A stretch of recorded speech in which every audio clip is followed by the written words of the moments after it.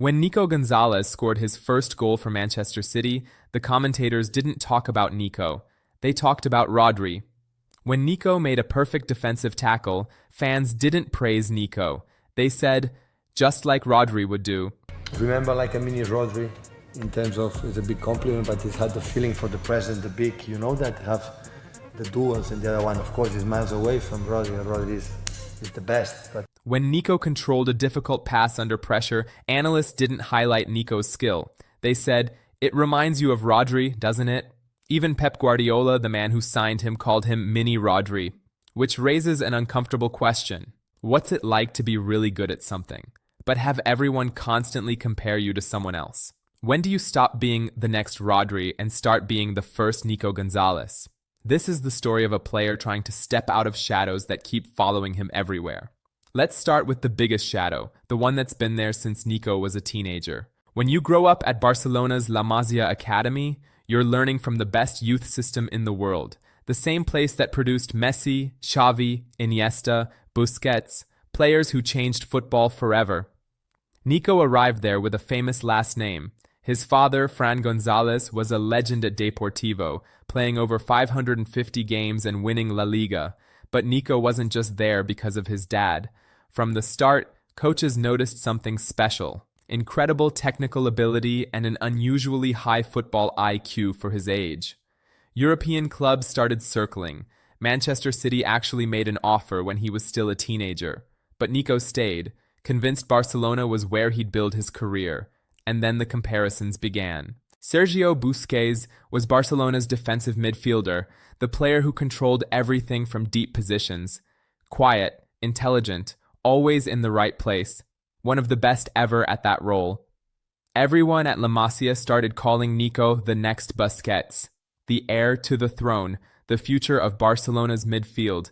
But here's the problem. Nico wasn't Busquets. He was similar in some ways. Smart positioning, good on the ball, excellent reading of the game. But his style was different. More physical, more aggressive, more athletic. He was his own player. But nobody seemed to care. At 17, Nico got promoted to Barcelona's B team. At 18, during an injury crisis, he made the first team. Playing alongside Gavi and Pedri, he was seen as the physical, dominant one in midfield. Things were looking good. Then Xavi arrived as manager, and Xavi didn't see Nico as the next Busquets. In fact, according to reports, Xavi didn't think Nico could play as the sole defensive midfielder at all. Busquets was still there, and Xavi preferred other players in midfield, so Nico was loaned to Valencia. And it was a disaster. The team was struggling with relegation. Nico got injured for 2 months. When he returned, he couldn't get consistent playing time. His confidence was shot. When he came back to Barcelona a year later, Busquets had left for Inter Miami. The role was finally open. This was Nico's moment. Except Xavi still didn't want him. Barcelona signed Oriol Romeu instead of another former academy player to replace Busquets. The message was clear. Nico wasn't good enough for that role. Think about that. You spend your whole youth career being told you're the next Busquets. Then when the actual job becomes available, they tell you you're not good enough for it. So Nico left. Permanently.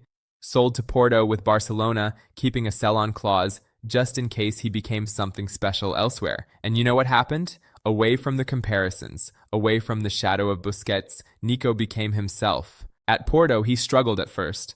Another injury, learning a new system, a new language, a new country. But he worked through it. He became Porto's best player at winning possession, led them in tackles and aerial duels, started scoring goals 5 in the league, started creating 4 assists, combined defensive toughness with technical quality. He was aggressive, athletic, and smart on the ball, not trying to be Busquets anymore, just being Nico González.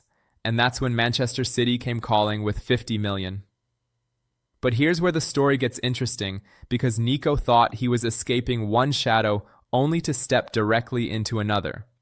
Rodri had just won the Ballon d'Or, literally voted the best player in the entire world.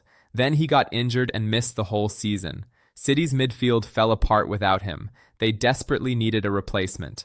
Enter Nico González, the young Spanish defensive midfielder who could control games, win the ball, and pass from deep. Sound familiar?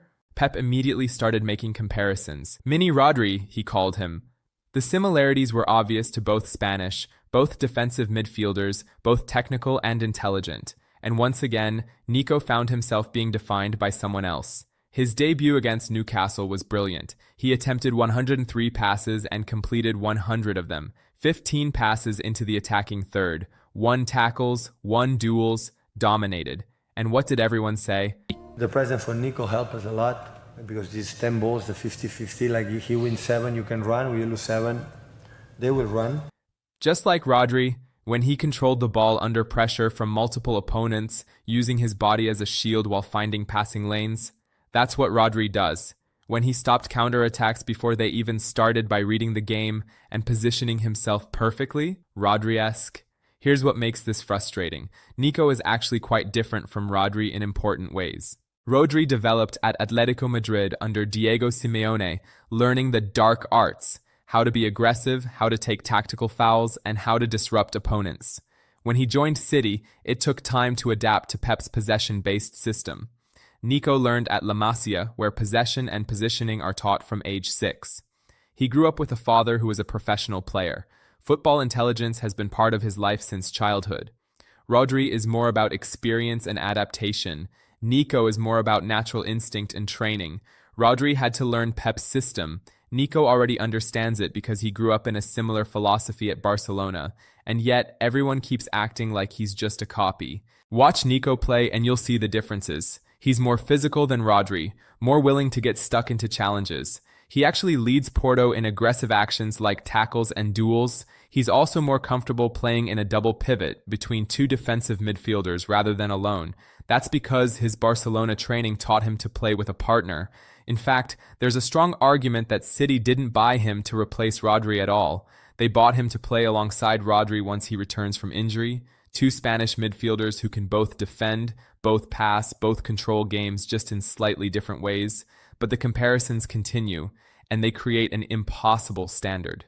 Because when you're constantly measured against someone else, you can never win. If Nico plays well, it's just like Rodri. If he plays badly, it's not as good as Rodri. He can't be appreciated for what he actually is, only evaluated against what he's not. And this is the hidden cost of being the next someone. The pressure, the expectations, the feeling that you're always auditioning for someone else's role instead of creating your own. Nico is 23 years old. He's already been the next Busquets who wasn't good enough, and now he's the next Rodri who has to prove himself all over again. At what point does he get to just be Nico González? What's interesting is that Nico seems aware of this. In training, you can see him giving instructions to teammates, showing leadership despite being new to the team. He's not shying away from responsibility. He's not trying to hide in Rodri's shadow, he's trying to step out of it. But the shadow keeps following him. Every comparison, every mini Rodri comment, every time his name is mentioned alongside someone else's. Which brings us to a bigger question about modern football. Why are we so obsessed with finding the next version of great players instead of appreciating unique ones? Is it because football has become so specialized that we've created specific templates for each position? Or because we're more comfortable with familiar patterns than original styles? Whatever the reason, players like Nico pay the price. They spend their careers being measured against legends instead of being valued for themselves. The irony is that both Busquets and Rodri faced similar challenges early on. People compared Busquets to earlier Barcelona midfielders. People compared Rodri to Fernandinho when he first joined City. They only became legendary when they stopped being the next someone and became themselves. Maybe that's Nico's path too. Maybe years from now, some young midfielder will be called the next Nico González, and Nico will finally have escaped the shadow. But for now, he's still running from it, still trying to prove he's not just a replacement, not just a backup, not just a smaller version of someone greater. He's trying to prove he's Nico González, and maybe that's the hardest thing of all.